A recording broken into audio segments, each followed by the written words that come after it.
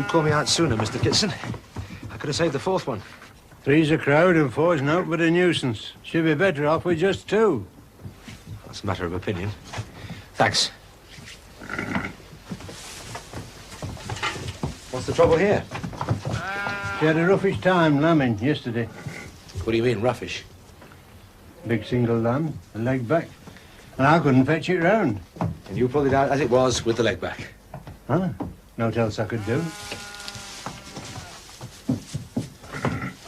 Could do with a bit of attention, Mr. Kitson. No, none of that. It's all over with her. There's naught you can do. You mean she's dying? That's right. Yes, she is. Bring Mallet to come and pick her up. Thank you. There's no point in letting her suffer. I'll do that.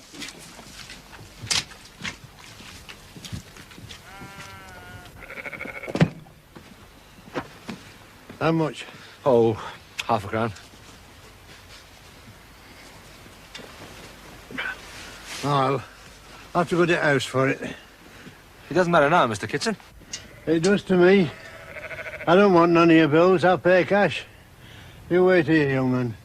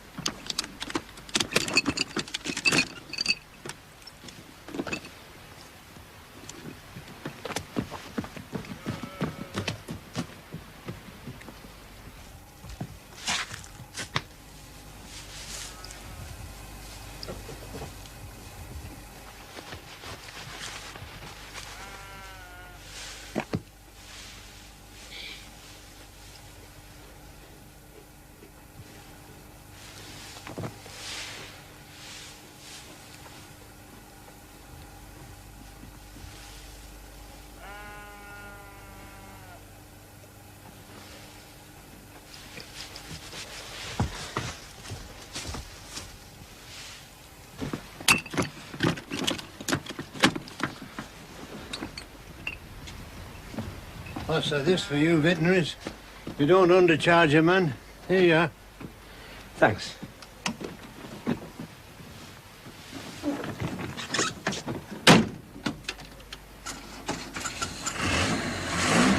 And I'll say this to you, Mr. Kitson. You've got a dying ewe in there.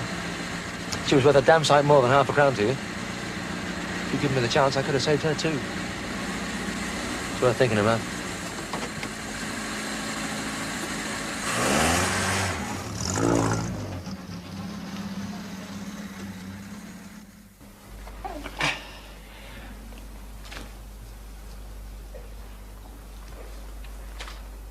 What have you got, Mr. Farnham? Both legs back. They're a long way in, Mr. Dowson. Look at the length of her pelvis. I've seen longer.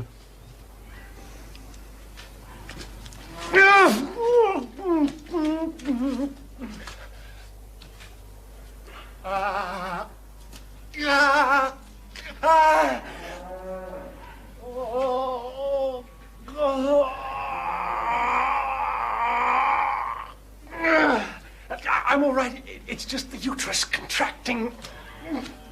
That's to be expected. It gets you round between the calf and the pelvis. Only natural that it should.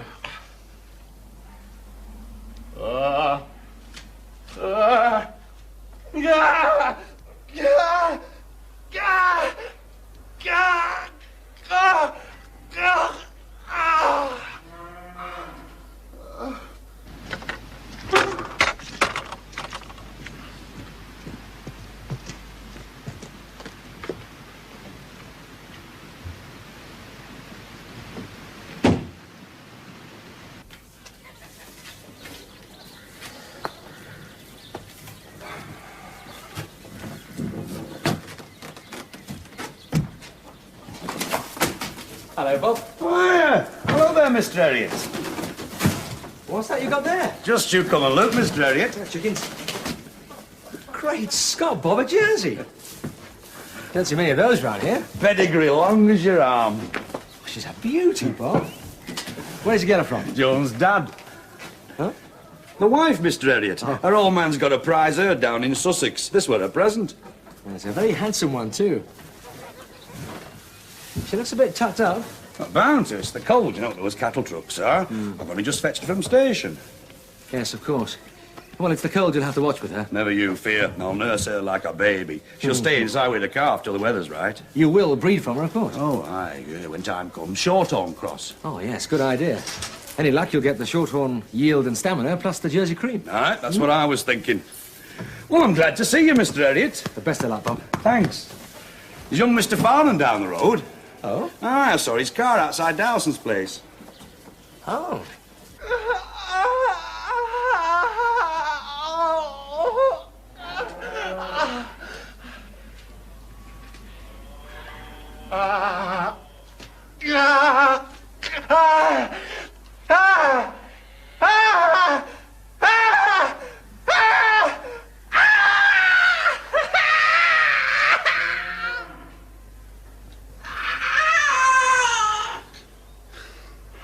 Is it all right, young man? Well, get the sup to drink.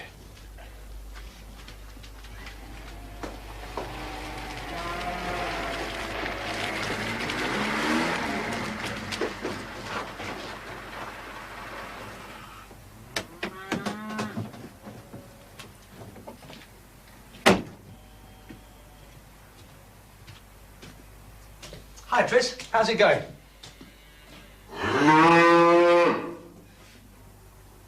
Oh, grief. You all right, Tris? Thanks, old chap. That best leave us, Mr. Elliot. He needs his rest. Yes, of course. What is it, Mr. Dawson? A fine bull calf. Charlie's wisping here now. Yeah, get another drop of this brandy into the left. I've never seen anyone work harder. Gave it all his heart, he did. Good stuff. Wouldn't mind a drop myself. I don't hold with drinking for its own sake. Only when it's needed, Miss Eric.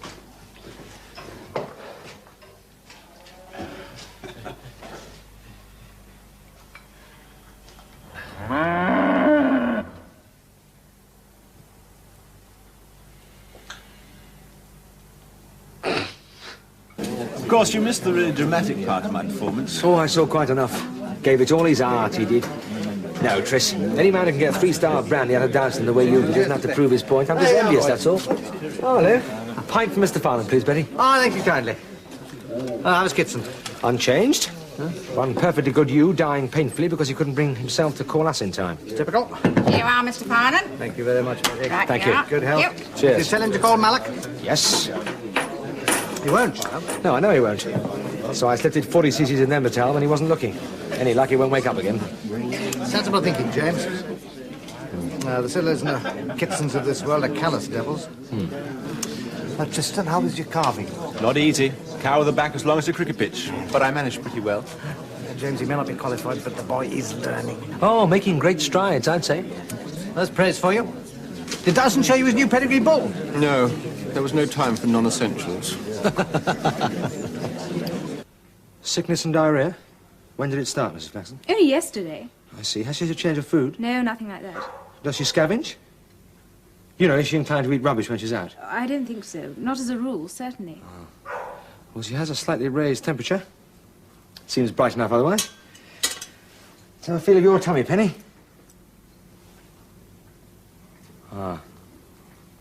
Touch of gastroenteritis. Was that bad? It can be. This is quite mild. I'll give you some medicine.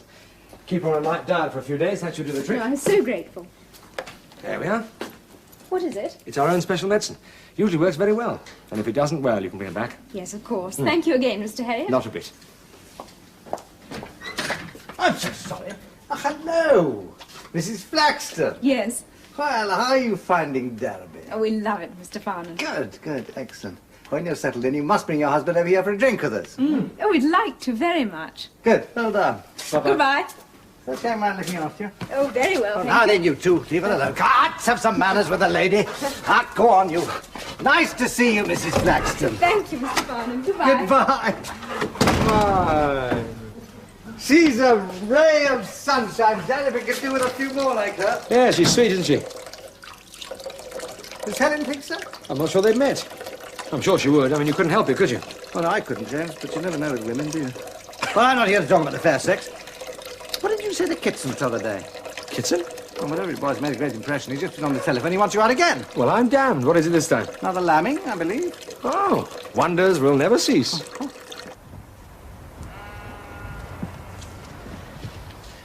Well, that was no great problem, Mr. Kitson. No, not with half a crown. But I'm glad you called me. I don't doubt it at that price. But there's something to see. Take a look, Miss Harriet.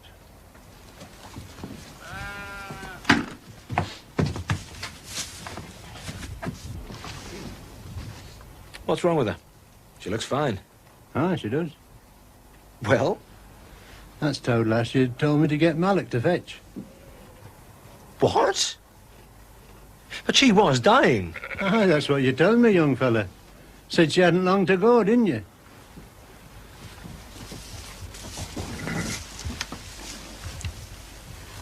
It's extraordinary. Inflammation's gone. No tumefaction.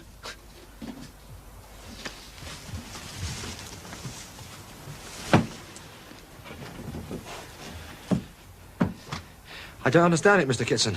I'll tell you something. Neither can I. I spent all my life among sheep, and I've never seen nought like it. That you just fell asleep. Is that so? Aye, fell asleep, I tell you, and stayed sleeping for 2 days. 2 days? She did. I'm not joking nor jesting. I kept coming in here, and she never altered. Lay there as peaceful as you like, all through first day, all through second, and third morning when I come in, she was standing there looking at me, asking for a grub. I can't get over it. 2 whole days and never moved. I'll tell you what, young fella, you'd just think she'd been drugged.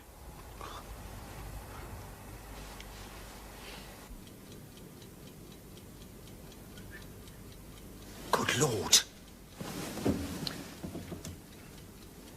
I wonder. James, what is it? Kitson's you? Oh, no, darling, not now. It's been on my mind all day, darling. That was yesterday. Oh, look at the time. It's 3:05. Please, James, let's go back to sleep. I'm sorry, love. This may be important. I think I've hit on something. All right. What is it? This may be absolute rubbish. I'll tell you if it is. That you was dying. I have no doubt in my mind whatsoever. Dying and in pain. Frightened. So I gave it a damn great shot of Nembutal while Kitson was getting my half-crown. So? It didn't die. It slept. Slept for 2 whole days and woke up well. Now, why, Helen? Ask yourself that. Go on. Well, one thing is obvious. Its life wasn't saved by medicinal therapy. I didn't give it any. So what did I give it? Sleep? Exactly. Continuous pain, terror, shock. Now, do you think those things alone could cause an animal's death? Yes. Yes, I do, James. But give it sleep, deep, lasting sleep, and those 3 things cease to exist for it. And while they cease to exist, well, it gives nature a chance to do her own job of healing. Does that sound like rubbish? No, it doesn't. It sounds like a truth. A very wonderful one. James, you can't possibly be wrong. Well... I think you're wonderful, too. Still diarrhea and vomiting? Yes, it hasn't let up at all. When did Mr. Herriot examine her? 3 days ago. He told me to come back if the medicine didn't work. Well, plainly hasn't. Do you know what he prescribed? He did tell me. Oh, I've got the bottle.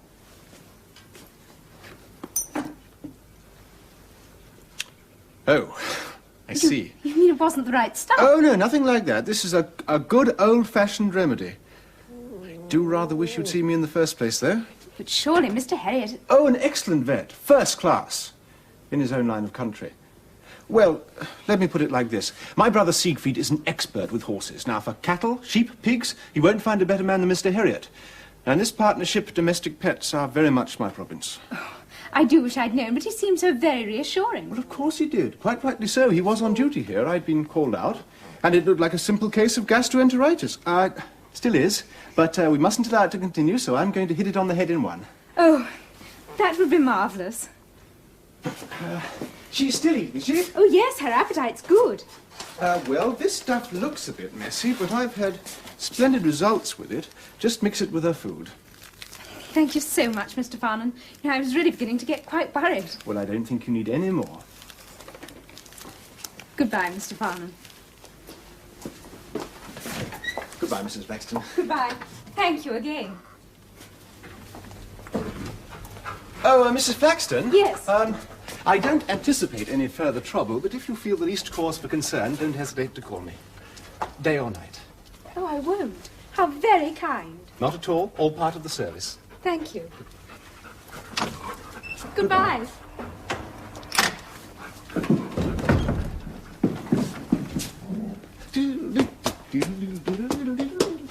Was that Mrs. Paxton I heard? Yes, it was. Oh.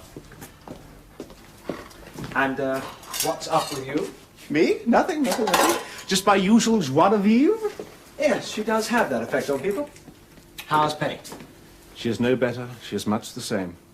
And, why didn't you call me? Oh, I didn't know you were back, old chap. Anyway, both ladies seem perfectly happy with my bedside manner. Oh, I'm sure they did. What did you prescribe? Well, I seem to remember you saying that this mixture of carbon and astringents is pretty hot stuff. Oh, you didn't give her that, did you? Yes. Well, I mean, it couldn't do any harm, could it?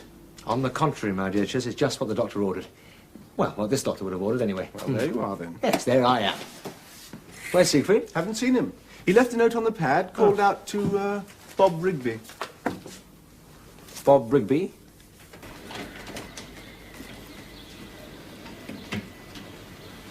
And did you notice something wrong, Bob? Hard to say, Mr. Farnan. She had a roughish trip up with the calf. Well, yeah, it was long and cold. And like Mr. Herriot said, she seemed a bit tucked up. Just a chill, I reckon, so I brought her straight in here and she's been well bedded down since. Thank you.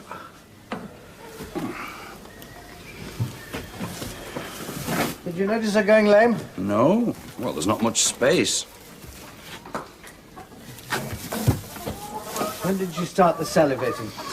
Well, she was dribbling a bit yesterday. I see.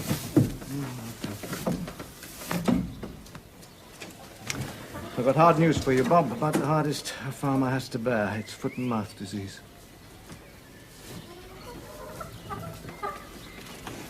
Oh, no, Mr. Farnan, don't say that. Not foot and mouth. I'm afraid so, there's no doubt. All the symptoms are there. See the blisters between the clips of our hooves, the high temperature, the salivation. Look here. See the vesicles on her tongue? Now then, what stock do you carry here? 20 sheep, lambings just started, 6 pigs, 2 sows due to farrow, Cattle? 12 head, not counting her and the calf. You know what this means, don't you? This is a notifiable disease. I have to tell the authorities. Your farm's in quarantine from this moment on. All cloven-footed beasts have to be slaughtered and burned. I'm a ruined man, Mr. Farnan. Oh, well, Bob, get some compensation from the government, and Oh, that don't mean a thing, and you know it. no insurance.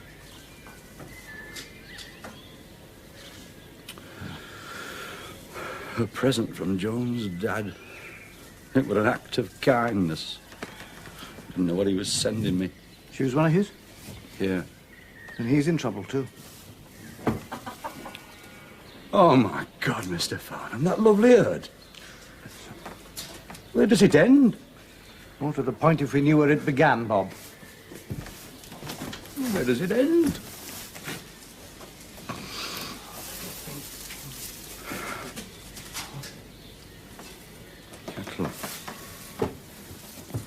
cattle, Mr. Farnan. What about them? I only bought 'em 10 days ago. That was before this one come. Doesn't make a mighty difference, Bob. This is infected land. But they aren't on this land. Where are they? They're in a meadow on the other side of Dowson's farm. I rent it from him. But you've been down milking them? No, I haven't. They're all youngsters. But you've been down among them? No, just as far as the gate to see. There was no need to go in. The grazing's still good, and there's water from the beck and a bit of old rick that can help themselves to hay. It's just about finished. I was going to cart some down today. But you haven't? Not yet. Then you mustn't. Well, they need the extra feed. You leave that to me. You're in quarantine too, Bob. Now, no promises, but I think we might save your cattle.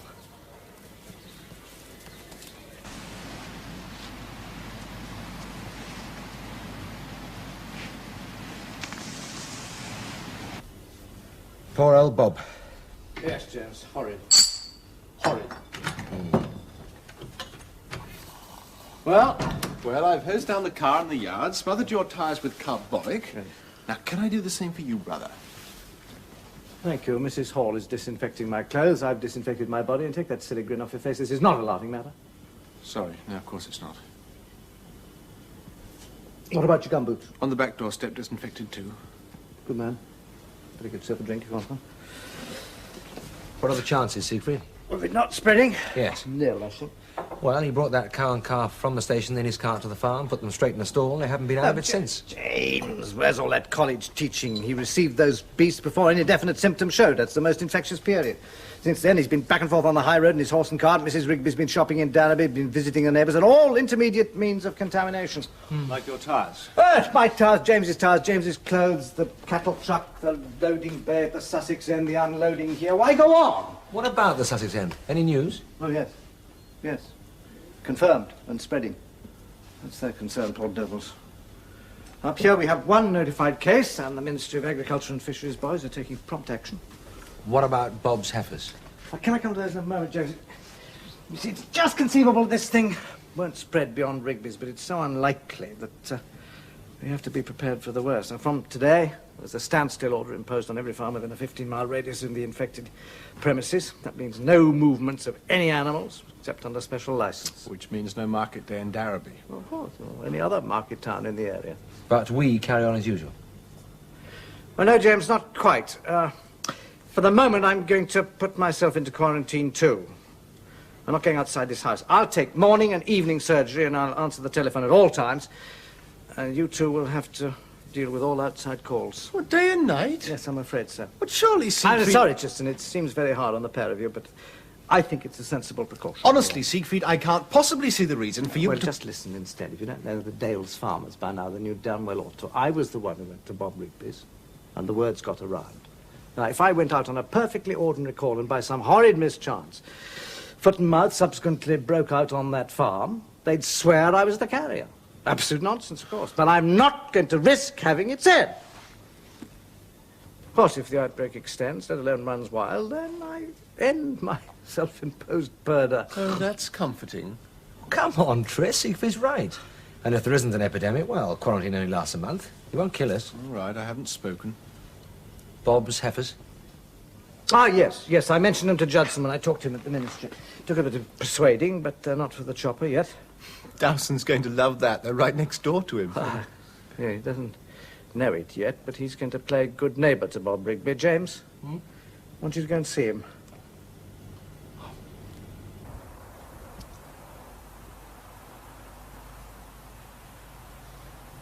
I won't have it, Mr. Elliot. Those beasts are a risk. The ministry don't think so. Ministry. And pushing ignoramuses, what do they know? I've spent a lifetime building up this farm. I'm in it big now. Think I'm going to risk everything because that stupid Bob Rigby brings a sick cow in from the south? He didn't bring it in, Mr. Dowson. It was sent to him as a gift. Yeah, devil I care how he come by it. How did you come by your Hereford bull, Mr. Dowson? Bought it, didn't I? Paid good brass for it. £60, young man. £60! I know. But where did it come from? One of the finest herds in the country. Chap from Cheshire.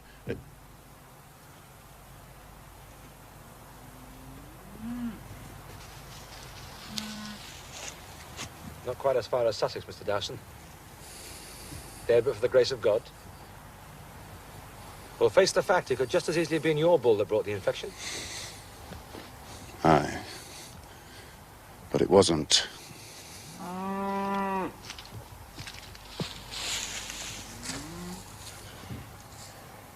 Look, Mr. Dowson. You can smell the stench from here. That's the last of all the stock Bob Rigby had on his farm. Now, maybe your luck won't hold either. And if it doesn't, the men from the ministry aren't going to be lighting a poor little bonfire like that. Your beast will burn for 2 weeks. What's that they're saying, young man? Simply this. While your luck lasts, and believe me, I hope it does, you can help a fellow farmer in distress. Save those heifers for him, Mr. Dowson. It's the risk, Miss Elliot. There is no more risk from them than from anywhere else. Good God, man, it's not much to ask. What are they asking, then? To feed them hay every evening. No need to go in the field, just fork it over the fence. Is that all? Yes, and I promise you this. I'll come up every morning to take a look at them. First sign of a symptom. They'll be slaughtered the very same day.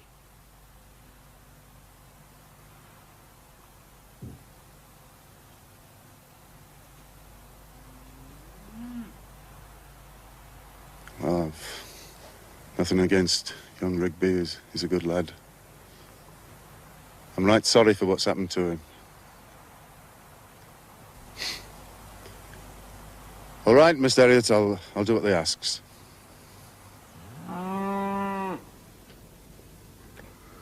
Oh, Penny, you're proving quite a problem, aren't you? I'm so sorry to give you all this bother. Oh, dear Mrs. Flaxton, that's exactly what we're here for. Oh, but I didn't want to bother you. I've tried and tried to get hold of your brother. Oh, really? Oh, well, I know he's your expert on domestic pets, and he was very kind and concerned when I was last here, begged me to call him day or night if I was the least bit anxious. Yes, I can well imagine. That's my brother Tristan all over. Well, the only trouble is I simply haven't been able to get hold of him. No, well, you see, it's this foot and mouth scare. There have been no further cases, luckily, but that's kept us very busy. Yes, I do understand. Now, then, there's nothing wrong with the treatment, but she's not responding. Not at all. Your brother was so confident. Yes, is she still eating properly? Not anymore. Whatever she does eat goes straight through her. She's got a terrific thirst, always at her water bowl, and then she brings it back. Yeah, well, you see, that's because of the inflammation of her insides. It really does give them this raging desire for water, and of course, the more she drinks, the more she vomits. It is, I'm afraid, very weakening. She's not going to die. You love her very much, don't you? Mike and I adore her. Don't worry, we'll find a way to pull her through. Just the weakening worries me a little bit. See, there's no question that it's not gastroenteritis, but I don't quite understand why she's not responding. But we'll find a way. Now, for a start, I want you to put on a very light diet. Arrowroot and boiled milk. Yes. And I think I'm going to change the medication just because she is weak. Day calls, night calls. 6 hours sleep and 24 if I'm lucky. I tell you, James, I'm completely worn out. There ought to be a society for the prevention of cruelty to vets. Yes. Well, I can't pretend I'm feeling exactly bright-eyed and bushy-tailed myself. Well, it's the longest month I ever remember. And there are still 2 weeks to run, Tris. Oh, don't rub it in. Shan't last the course, not at this rate, that's for sure. Yes, you will. We both will. It is astonishing, though, isn't it? Not another case since Rigby's. Touch wood. Still, it does show one thing. What? Well, just how much of the workload Siegfried carries when he's on the scene. When he's on the scene, I suppose you realise he's having a comfortable holiday at our expense. Rubbish! No, he gave his reasons, Tris, and I think in the circumstances it was a right decision. Oh, do you? All that nonsense about putting himself into quarantine. 2 surgeries and answering the telephone. That is the sum total of his daily effort while we drive ourselves towards an early grave. What does he do the rest of the time? Stops around in his slippers. Puts his feet up by the fire, listens to the wireless, and reads. Dorothy Sayers. You're getting quite worked up. Well, you bet I am. If you want to know, I've been quietly on the boil these last couple of days. Well, you're an idiot. Cool off. Oh, I'm doing so, visibly, dear boy. You could have fooled me. You see, James, I've always nourished a strong sense of poetic justice. Now, with any luck at all, I've now put a spoke in Siegfried's wheel. No, not a spoke. Wrong metaphor. It's more subtle than that. More like setting a bowl of cool, clear water just beyond the reach of a man dying of thirst. Oh, that's very subtle. Go on. Well, it was just by chance, really. I bumped into Sue Beresford this morning. Gorgeous girl. Always been a bit potty about my brother. I never could understand why.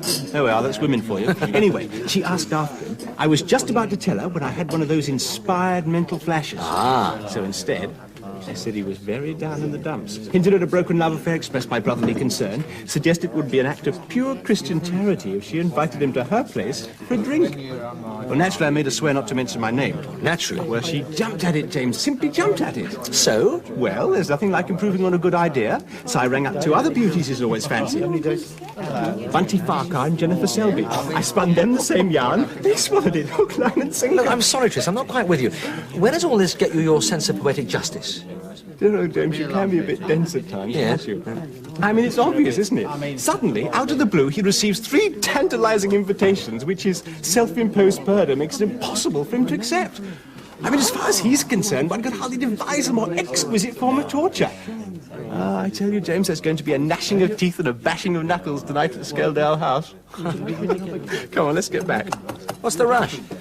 First of all, I'm going to stew my aching bones in the hottest, deepest bath in Derby. Then, James, I'm going to sit back and watch the frenzy grow.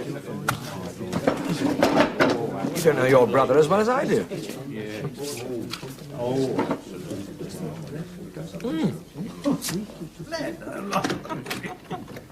Hello. Oh, hello, darling. You're back. How lovely. How day? Not too bad. No, I can smell the beer. Tristan and I had a pint of the Drovers.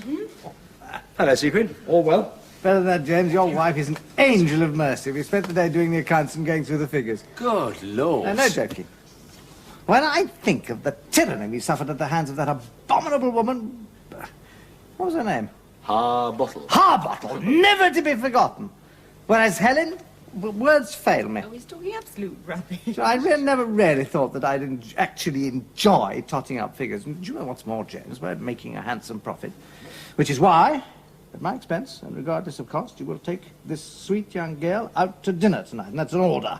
Oh, Siegfried, that's very kind of you. But if the poor old thing's too whacked... What poor old thing? I certainly am not too whacked. You sure that's all right? Why shouldn't it be?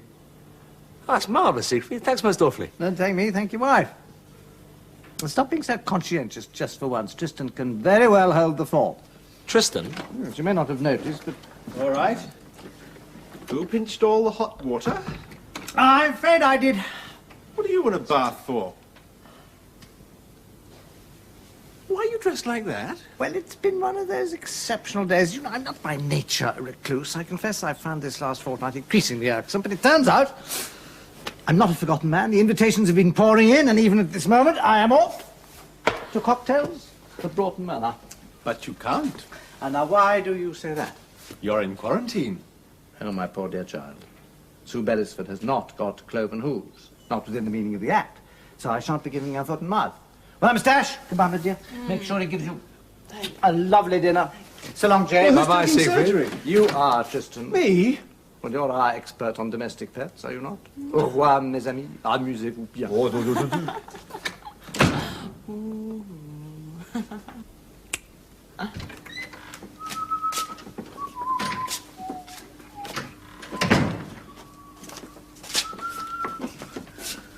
James. Why the sad and pensive air? Huh? I'm worried, James, very worried. Oh, luck's held out so far. No, I don't refer to the pestilence. I mean that nice little bitch of Mrs. Flaxton's. Well, Penny the Poodle? Yeah. Well, she's not still sick, is she? I simply don't understand it. I mean, you kicked off with the classic treatment for gastroenteritis. I mean, that didn't work. Tristan changed the medication, accidentally correctly as it happened. No improvement. At that point, I took over. James, I've now exhausted our entire repertoire of available drugs. That wretched little creature's been subjected to pyridipicacuana and opium, sodium salicylate and tincture of camphor. I've even tried decoctions of hematoxylin and infusions of caryophyllum. I tell you, I'm beginning to feel like a third-rate witch doctor. What, no improvement? Worse. She's weak, getting weeker. Once she's been to see her, she's hardly fit to come to the surgery. It's a simple case of gastroenteritis. What's gone wrong? What is it we don't know?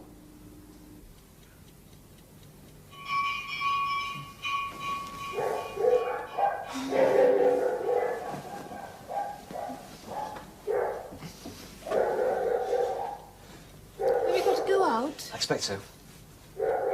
You go back to sleep, darling.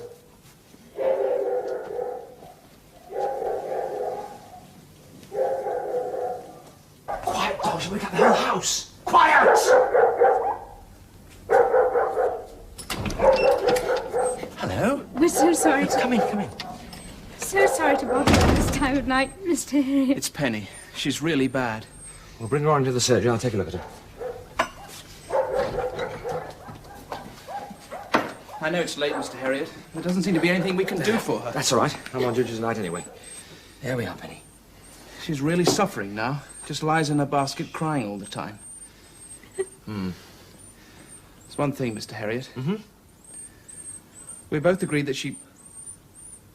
Are you prepared to put her down? It really would be the kindest thing. Yes, I suppose it would. But it shouldn't be. I mean, it really shouldn't be.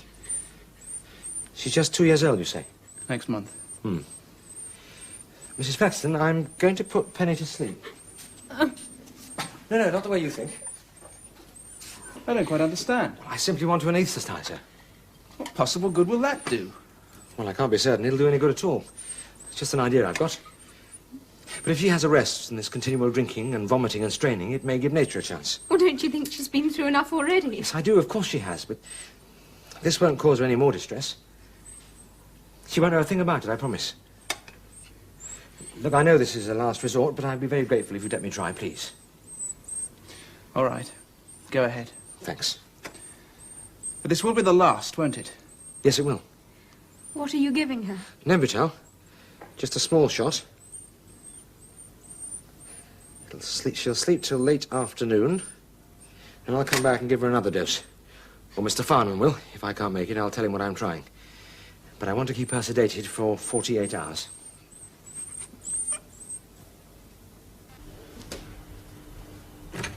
In you go, Peppy. Here's a good dog.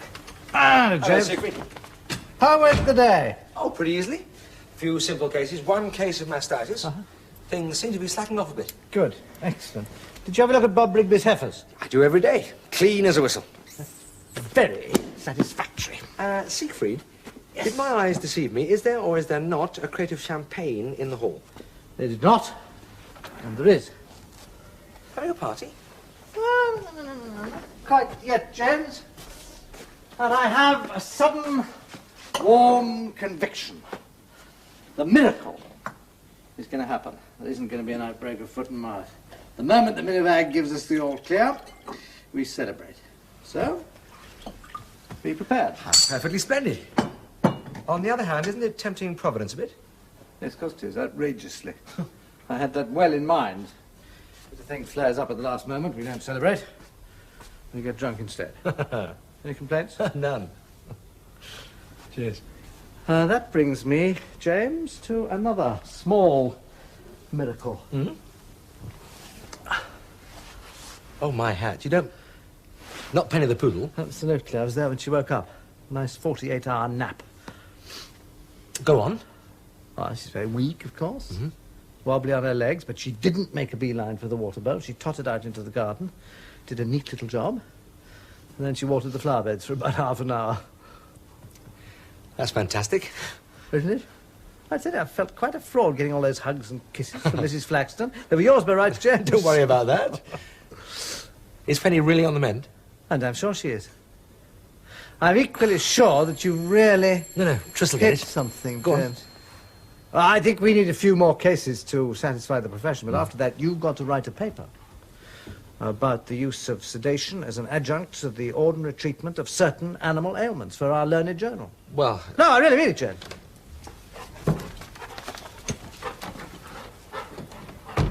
Where was he? It's Dowson. Is he burning up the line? What's he on? His prize bull's got it, that's what. Like to spell it out? Foot and mouth disease.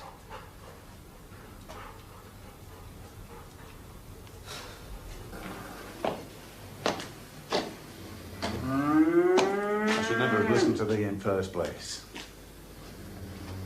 All that soft soap about helping Bob Rigby. He's not but a bloody tinker. And look what that's done! Brought this filthy disease onto my healthy land and my beasts. Well, has ruined a life's work. I'm a hard man to cross, Mr. Elliot, as you'll find out to your cost. It weren't impotence. That were culpable negligence. That's what it were. Ignorance and culpable negligence. Well, I'll soon, never fear. I'll take thee to court. The highest court in the land, if necessary. And I'll take thee in the blasted practice for every penny that's got. And I'll have thee struck off for good measure. Walking around the bar again, will you?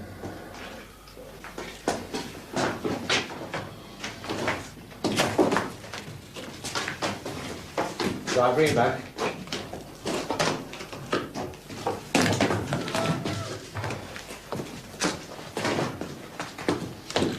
Right, hold this head up, will you? Have another look at that tongue.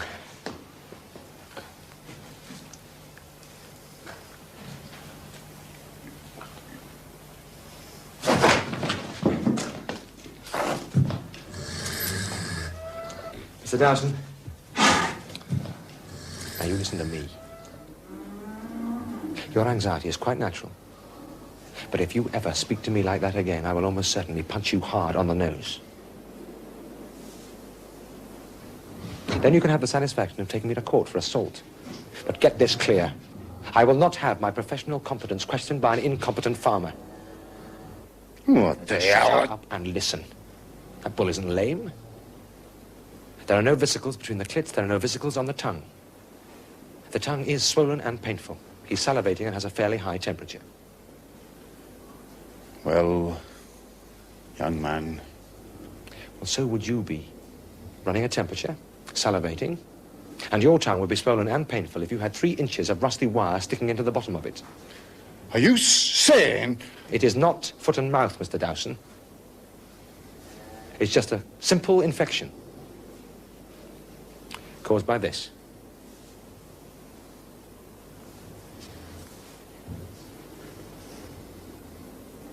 All right. You are no more an incompetent farmer than I am a negligent vet. You're a very good farmer. But I'll lay you any odds you like that that piece of wire came from a badly cut bale of hay. If you buy prize bulls, it's worth watching the fodder.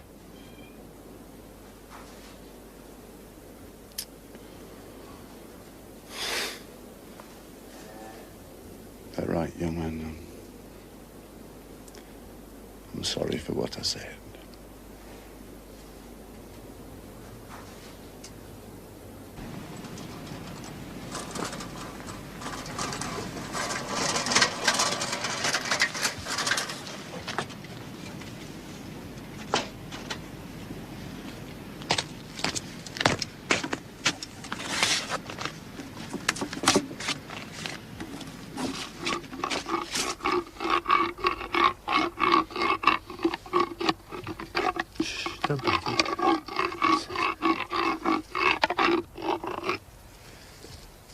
That should do you, old chap.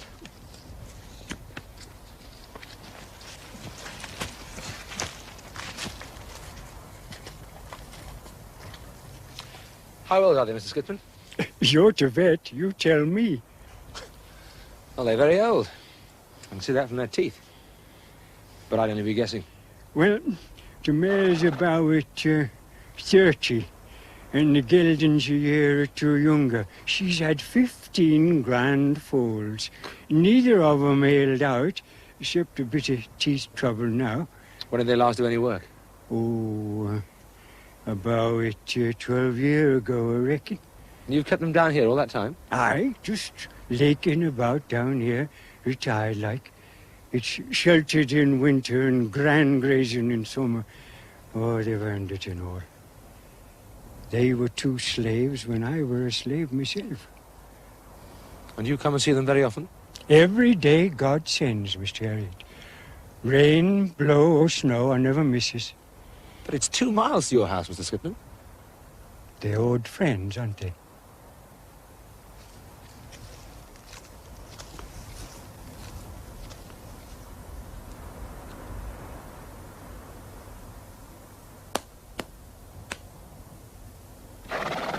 Anyway, everything's under control. Mrs. Hall's been having a field day in the kitchen. Honestly, darling, she is a wonderful woman. The only trouble is she does get carried away. There's going to be enough to feed a regiment. But not army cooking.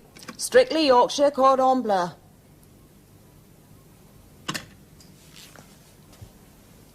You haven't been listening to a word I've said.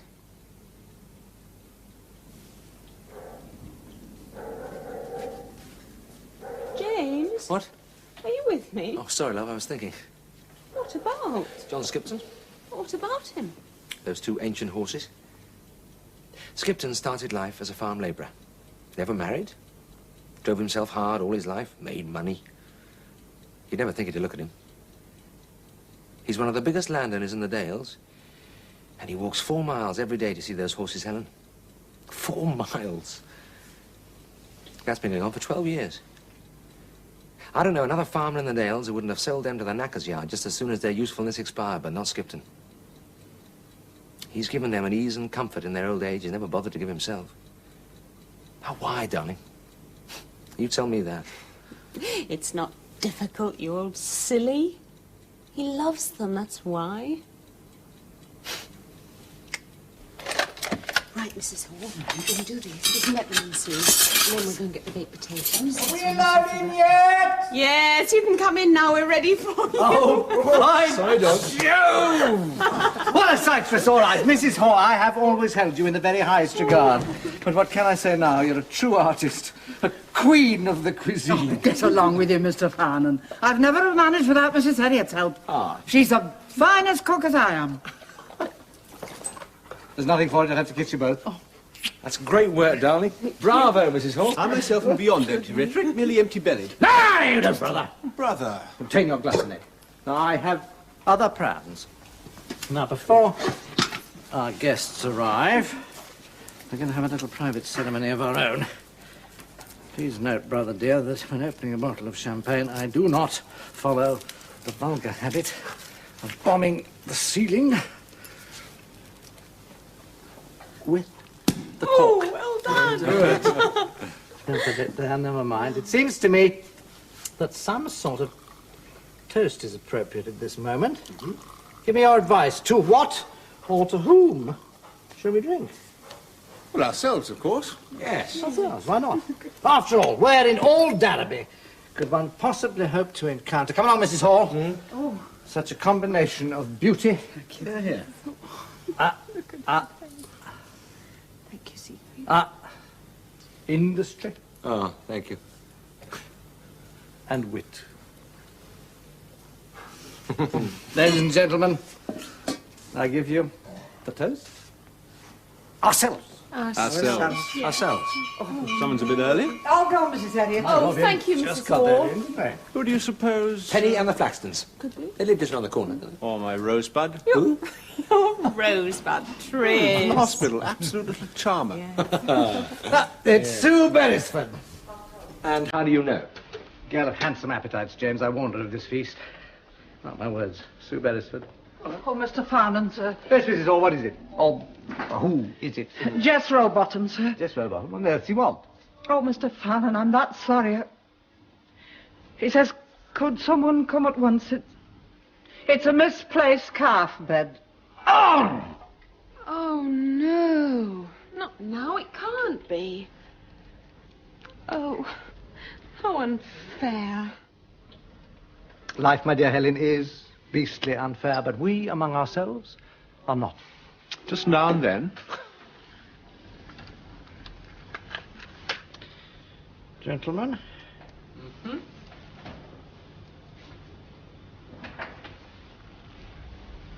The short match wins the job. Tristan. James. As Helen remarked only a moment ago, beastly unfair on one of us.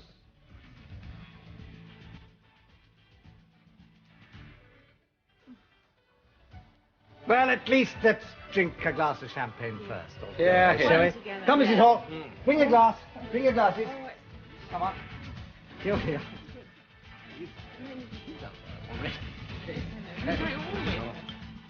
Now, Ah, good. Too much. Oh, come on, don't Thank you very much. Well.